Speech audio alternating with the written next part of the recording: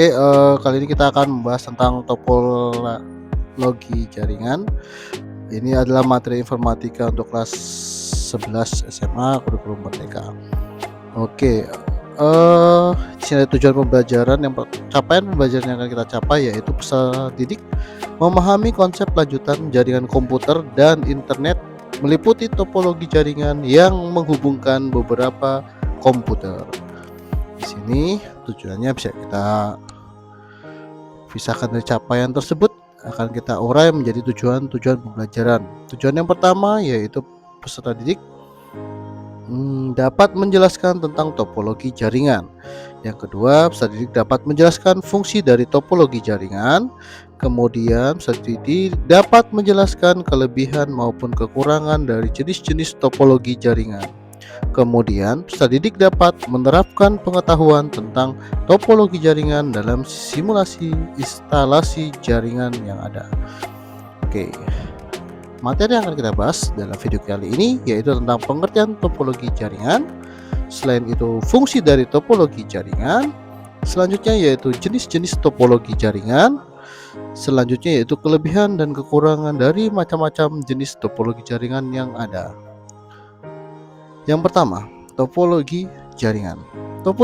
Topologi jaringan adalah metode atau cara yang digunakan agar bisa menghubungkan satu komputer dengan komputer yang lain. Struktur atau jaringan yang digunakan untuk menghubungkan satu komputer dengan komputer yang lain bisa dengan menggunakan kabel atau nirkabel atau tanpa kabel. Kemudian, fungsi dari topologi jaringan adalah untuk mengetahui bagaimana masing-masing komputer atau host dalam jaringan komputer dapat saling berkomunikasi antara satu dengan yang lain. Ini adalah fungsi dari topologi jaringan. Jenis-jenis topologi jaringan. Yang pertama, bentuknya lingkaran. Ini adalah topologi ring. Kemudian bentuknya seperti jaringan bus seperti ini topologi bus. Kemudian ada yang berbentuk bintang, ini adalah topologi mesh. Kemudian bentuknya bercabang, topologi star. Dan selanjutnya yaitu topologi seperti pohon yang disebut dengan topologi tree. Kemudian ada satu persatu atau topologi peer to peer. Selanjutnya ada topologi linear dan topologi hybrid. Kita akan bahas satu persatu. Yang pertama adalah topologi ring. Topologi ring atau sering disebut dengan topologi cincin adalah jenis topologi jaringan yang digunakan untuk menghubungkan sebuah komputer dengan komputer yang lain dalam sebuah rangkaian yang membentuk melingkar seperti cincin. Nah, sini ada kelebihannya. Yang pertama yaitu biaya instalasinya murah. Yang kedua, performa koneksi cukup baik dan proses instalasi dan konfigurasinya cukup mudah. Selain itu, implementasinya mudah untuk dilakukan. Namun ada kekurangan juga. Kekurangannya yaitu jika terjadi masalah, troubleshooting jaringan ini terlibat rumit. Ya. Kemudian sangat rentan terjadi tabrakan arus data. Dan jika salah satu koneksi bermasalah, koneksi pada jaringan tersebut akan terputus semuanya. Selanjutnya kita bahas tentang topologi bus. Topologi bus merupakan biasanya menggunakan kabel koaksial pada sepanjang node klien dan konektor. Jenis konektor yang digunakan adalah BNC, terminator, dan TBNC. Kelebihannya yaitu penambahan klien atau workstation mudah dilakukan, mudah digunakan dan sangat sederhana, dan biaya instalasinya murah karena kabel yang digunakan sangat sedikit. Tapi ada kekurangannya. Kekurangannya yaitu sering terjadi tabrakan arus data, sama dengan topologi ring. Kemudian proses pengiriman dan penerimaan data kurang efisien. Topologi bus ini yang lama sulit untuk dikembangkan kembali. Dan jika ada masalah pada kabel, misalnya terputus, maka komputer workstation akan terganggu. Kemudian kita bahas tentang topologi mesh. Topologi mesh adalah sebuah topologi yang bisa digunakan untuk rute yang banyak. Jaringan topologi ini menggunakan kabel tunggal sehingga proses pengiriman data menjadi lebih cepat tanpa melalui hub atau switch. Kelebihannya yaitu bandwidth limitnya cukup besar. Security data dan topologi ini sangat baik. Tidak terjadi tabrakan arus data karena jalur pengiriman data sangat banyak. Namun ada kekurangannya, yaitu kabel yang dibutuhkan jumlahnya cukup banyak, maka pasti biayanya itu akan sangat mahal karena menggunakan kabel yang banyak tersebut. Instalasinya juga rumit karena dari satu komputer ke komputer yang lain ada 4 jaringan. Kemudian ada topologi star. Topologi star ini sering digunakan, bentuknya seperti ini, ada hub kemudian dipencarkan kepada klien ataupun komputer workstation. Disebut juga topologi bintang, adalah jaringan topologi yang membentuk bintang di mana umumnya menggunakan hub atau switch untuk koneksi antar klien. Kelebihannya, jaringan topologi ini tetap berjalan baik meski salah satu komputer bermasalah. Tingkat keamanan data pada topologi ini cukup baik dan user lebih mudah mendeteksi masalah pada jaringan. Yang terakhir adalah lebih fleksibel. Itu adalah kelebihan-kelebihan dari topologi star. Tetapi ada juga kekurangan. Kekurangannya yaitu topologi ini terhitung mahal karena menggunakan cukup banyak kabel.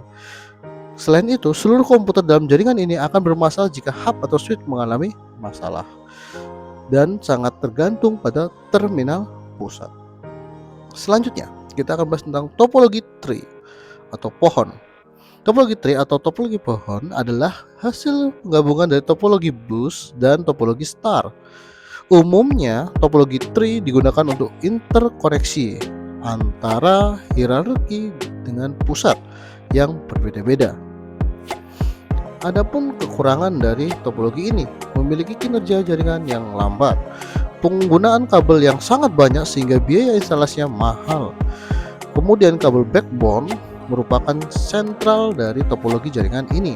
Bila komputer bagian atas bermasalah, maka komputer di bagian bawah juga akan bermasalah.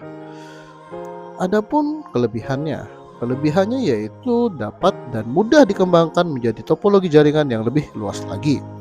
Susunan topologi ini berpusat secara hierarki sehingga pengaturan data menjadi lebih mudah.